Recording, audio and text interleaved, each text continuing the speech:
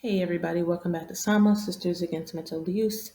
I am your host Misty and I just finished watching the Chris Brown A History of Violence documentary by Investigation Discovery.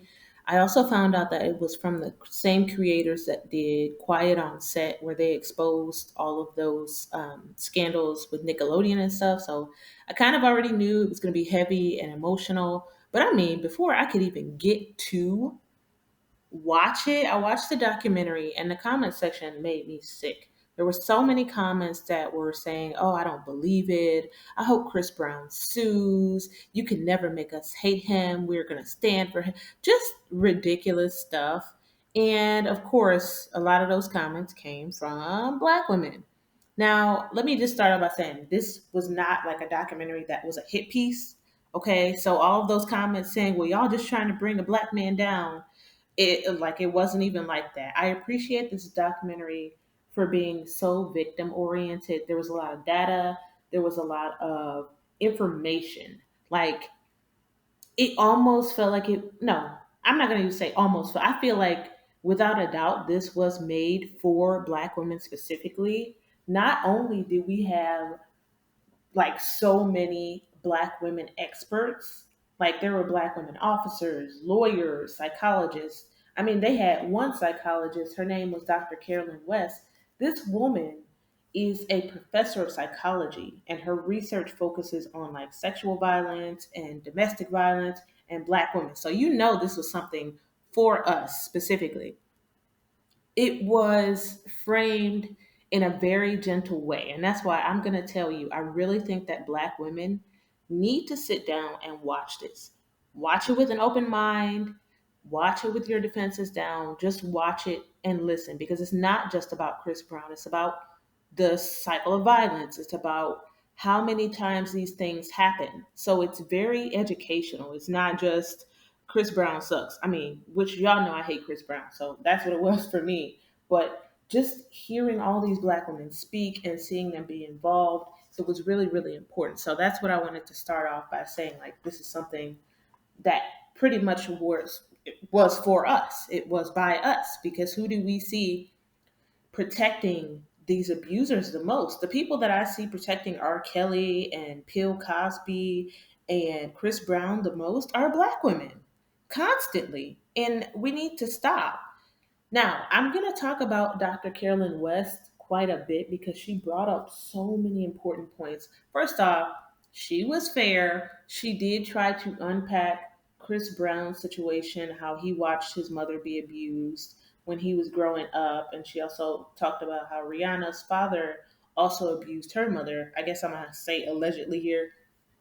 And she talked about intergenerational trauma and stuff like that. But she also brought up a good point about how when violence and domestic violence and things like that are normalized, people see it differently. And in our community, in the black community, violence is very normalized. Verbal abuse, very normalized. Financially, like abusing someone, financial abuse is very normal. So she already kind of started out with saying that, hey, don't be so angry at the people that are seeing this happen and they're not as upset because to them, since it's normalized, they don't see it as seriously as you would, which was, I guess, nice. But I don't see it that way. I think that with Black women having the rates of intimate partner violence that we do have, I feel like it should be easier for us to empathize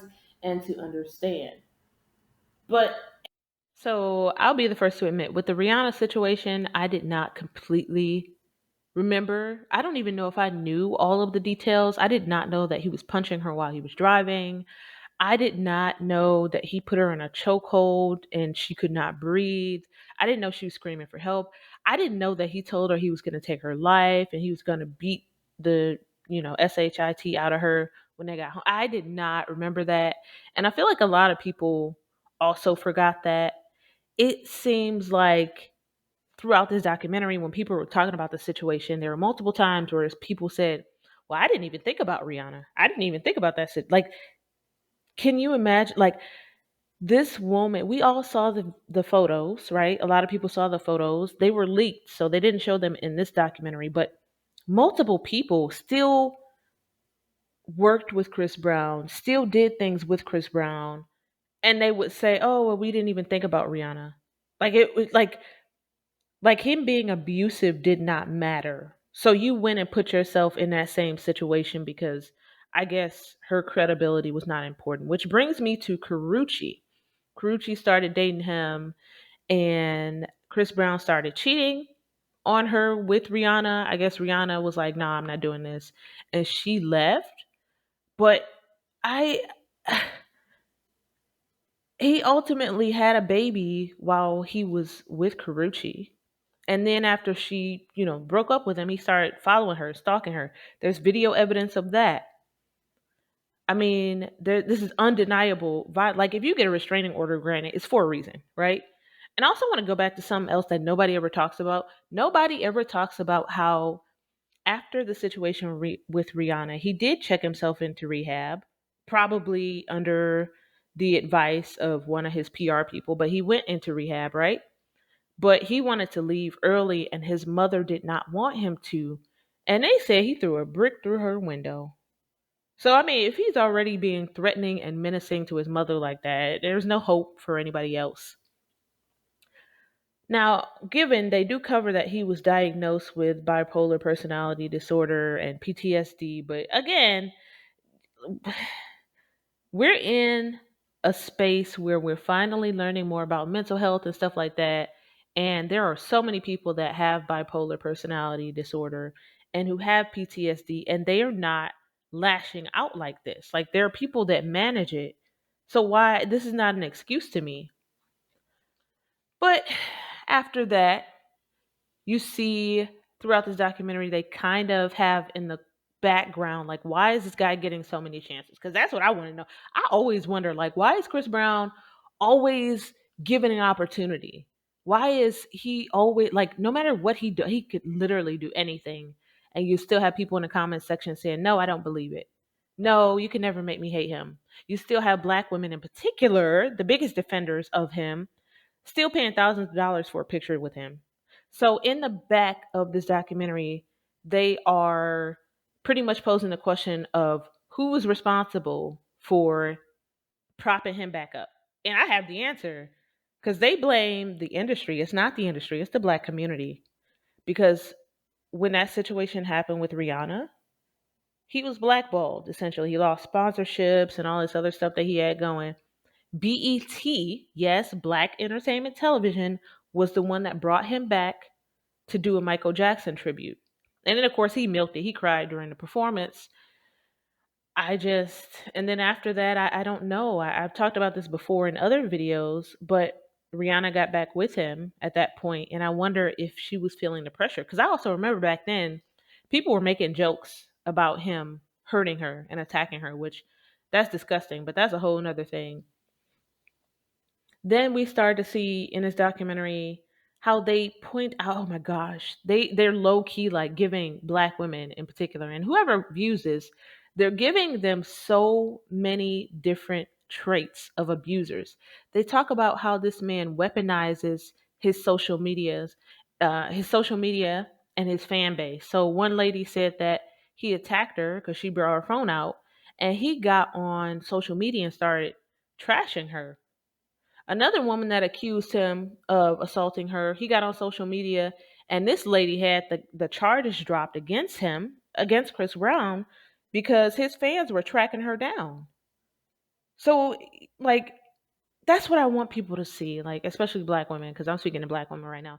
I would like for y'all to see that when you support men like this, you're literally fueling a cycle of abuse, because the more resources he has, the more of those resources he's going to use to abuse, to blackmail, to hurt other people. There are other accusations where the victim is just in trouble. They're not going to be believed. They're being attacked on social media, or they don't have the resources to fight back.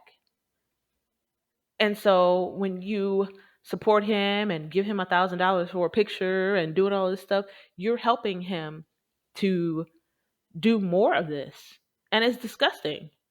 Now, I don't know if I mentioned it, but he also kind of gave me the creeps. In some of the earlier videos when he was about 15 or 16, they showed him talking about women, and he's come on, 14, 15 years old. And it kind of gave me the creeps because he was talking about how he wanted the women and stuff like that. And the way that he spoke about it, like kind of gave me, I kind of gave him the side eye. Now, my last point, because I did not want to make this too long, but I wonder if they are doing this. I mean, well, Chris Brown needs to be taken out anyway, but they highlighted in the documentary that he has ties to Diddy and that he did go to Diddy parties and he was kind of, close to him. So I wonder if that was part of why. I don't know if he's going to be next to go down. I hope so. But yeah, I wanted to do this really quickly and kind of share my thoughts about it. Like I said, I mean, this guy has done multiple things. I think one of the lawyers says like for 15 years at some point, every year for about 15 years of his life, he had been in a reported violent incident.